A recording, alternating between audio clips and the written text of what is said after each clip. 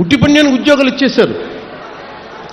ఎవరి దగ్గర నుంచి డబ్బులు తీసుకోవాలో తెలియదు, ఎవరు వాళ్ళకి హెడ్డో తెలియదు. ఇంత అగమ్య గోచరంగా ఒక పద్ధతి పాడు లేకుండా విభజించేశారు, ఉద్యోగాలు ఇచ్చేశారు.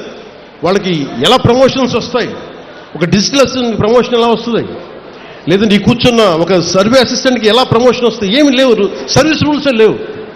అంటే అలాంటి మీరు కూర్చొని తలలు నిమిరి, అంటే మీరు నాతో సహా ప్రతి రాజకీయ నాయకుడిని కూడా మీరు శల్య పరీక్షలు పెట్టాలి. యువత శల్య పరీక్ష మీరు పెట్టాలి.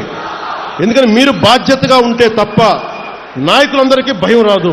నాతో సహా ముఖ్యమంత్రి గారు కానీ నేను కానీ శాసనసభలో ఇదే చెప్పాం, మేము తప్పు చేస్తే మేము బాధ్యత వహిస్తాం. మాతో కూడా ఎవరిని ఉపేక్షించడానికి ఎవరు ఉపేక్షించేది లేదు. అండ్ మేము దానికి అకౌంటబిలిటీ తీసుకుంటా ఉన్నాం. ఇది సాక్షాత్తు శాసనసభలో చెప్పాం. మేము శాసనసభలో ఏం మాట్లాడినా అది ఒక శాసనమే అవుతుంది. సో మేము తప్పు చేసినా, గౌరవ ముఖ్యమంత్రి గారు కూడా చెప్పింది, మేము ఎవరిని తప్పు చేసినా శిక్ష మాకు కూడా పడాల్సిందే.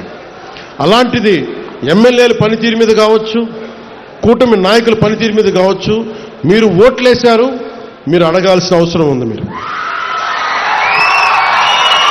అలాగే ఒకటి మీకు హక్కు ఉండాలి అంటే మీరు బాధ్యత కూడా చూపించాలి. రాజ్యాంగం ఈ రోజున కాన్స్టిట్యూషన్ డే, ఈ రోజున రాజ్యాంగ దినోత్సవం. రాజ్యాంగ దినం